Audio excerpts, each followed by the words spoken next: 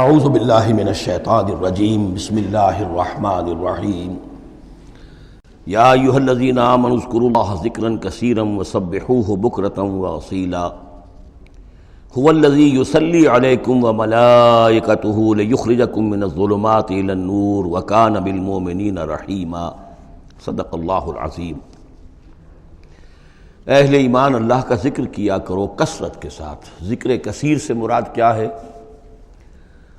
کہ انسان کسی بھی حال میں ہو اللہ کو یاد رکھے۔ پنجابی میں ایک کہاوت ہے، ہتھ کارول دل یارول۔ کام آپ کر رہے ہیں، کوئی بھی کر رہے ہیں، لیکن یہ کہ آپ کا دل اللہ کے ساتھ لگا ہونا چاہیے۔ اس کا جو بہترین طریقہ ہے وہ یہ ہے کہ تمام جو بھی معمولات زندگی کے ہیں ان کے ساتھ ہی حضور صلی اللہ علیہ وسلم سے مسنون دعائیں ہیں۔ گھر میں داخل ہو رہے ہیں تو دعا مانگیے، باہر نکل رہے ہیں تو دعا مانگیے، بازار میں داخل ہو رہے ہیں تو دعا مانگیے، بازار سے باہر آ رہے ہیں دعا مانگیے، بیت الخلاء میں داخل ہو رہے ہیں دعا ہے۔ لیکن آپ کام بھی کر رہے ہیں ساتھ کے ساتھ، کوئی اضافی وقت آپ کا نہیں لگ رہا ہے، لیکن اس میں یہ ہے کہ آپ کا اللہ کے ساتھ ایک رشتہ قائم رہے۔ باقی یہ کہ قرآن سب سے بڑا ذکر ہے، پھر نماز، یہ تو ہم پڑھ چکے ہیں 21ویں پارے کی پہلی آیت، وَاتْلُ مَا أُوحِيَ إِلَيْكَ مِنَ الْكِتَابِ وَأَقِمِ الصَّلَاةَ إِنَّ الصَّلَاةَ تَنْهَىٰ عَنِ الْفَحْشَاءِ وَالْمُنكَرِ وَلَذِكْرُ اللَّهِ أَكْبَرُ۔ تو اللہ کا ذکر کرو کثرت کے ساتھ، وَسَبِّحُوهُ بُكْرَةً وَأَصِيلًا، اور صبح و شام اس کی تسبیح کرتے رہو۔ هُوَ الَّذِي يُصَلِّي عَلَيْكُمْ وَمَلَائِكَتُهُ، وہ تم پر اپنی رحمتیں بھیجتا رہتا ہے، اپنی عنایتیں اور شفقتیں نازل فرماتا رہتا ہے، نہ صرف وہ خود بلکہ اس کے ملائکہ بھی۔ اب یہ دیکھیے وہی لفظ ہے کہ جو حضور کے بارے میں آیا ہے، ان اللہ و ملائکتہ یصلون علی النبی، یقیناً اللہ اور اس کے فرشتے نبی پر رحمتیں بھیجتے ہیں۔ لیکن یہ فرمایا جا رہا کہ ایک عام اہل ایمان کو بھی حصہ ملتا ہے اس میں سے، اللہ کی عنایتیں ہیں، اللہ کی رحمتیں ہیں۔ وہی لفظ استعمال ہو رہا ہے اہل ایمان کے لیے۔ هو الذی یصلی علیکم وملائکتہ لیخرجکم من الظلمات الی النور، وہ اپنی رحمتیں اور عنایتیں نازل فرماتا رہتا ہے، وہ بھی اور اس کے فرشتے بھی، تاکہ نکالیں تمہیں اندھیروں سے روشنی کی طرف۔ وَكَانَ بِالْمُؤْمِنِينَ رَحِيمًا، اور یقیناً اللہ تعالیٰ کے اہل ایمان کے حق میں وہ بہت رحیم ہے۔ تَحِيَّتُهُمْ يَوْمَ يَلْقَوْنَهُ سَلَامٌ، ان کی دعا جو ہے جس روز کہ وہ اللہ سے ملیں گے ہوگا سلام۔ وَأَعَدَّ لَهُمْ أَجْرًا قَرِيبًا، اور اللہ تعالیٰ نے ان کے لیے بہت باعزت اجر فراہم کیا ہوا ہے۔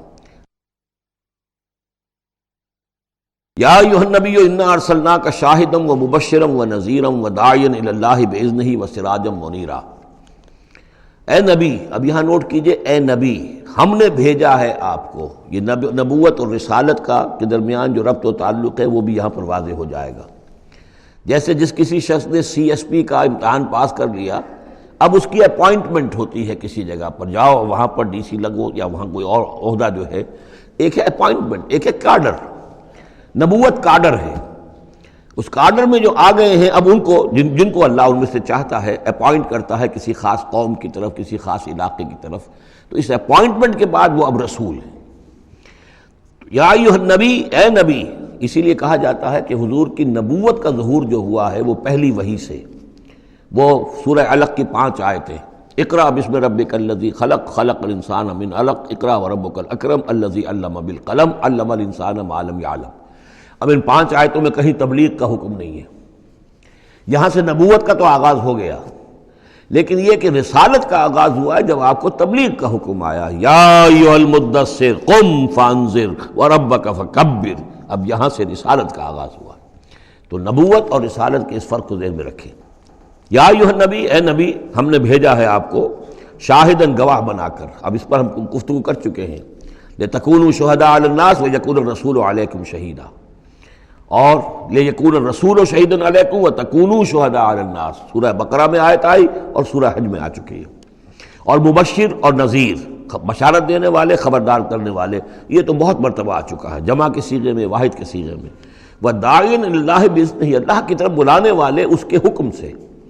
یعنی ایک داعی اور بھی ہوتا ہے جو اللہ کا کوئی بندہ ہے، کوئی صوفیاء میں سے ہے، کوئی اللہ کا نیک آدمی، وہ بھی لوگوں کو بلا رہا ہے اللہ کے راستے کی طرف، لیکن نبی رسول کا کام یہ ہو جاتا ہے کہ وہ اس پر مامور ہے کہ وہ بلائے۔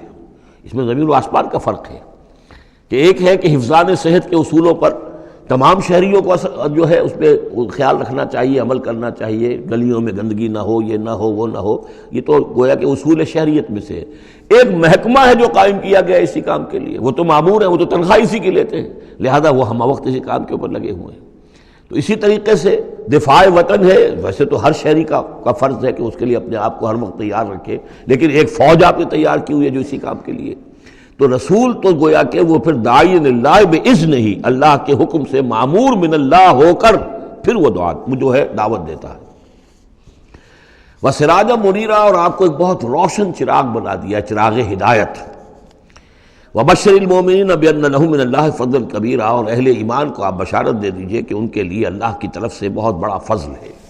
ولا تطع الکافرین والمنافقین ودع اذاہم، اور آپ ان کافروں اور منافقوں کی باتیں نہ مانیے، ان کی طرف دھیان بھی مت دیجیے۔ ودع اذاہم، اور وہ جو کچھ بھی اذیت آپ کو دینا چاہ رہے ہیں، تکلیف پہنچا رہے ہیں، کوفت پہنچا رہے ہیں، دفع کیجیے ان کی ایذاؤں کو۔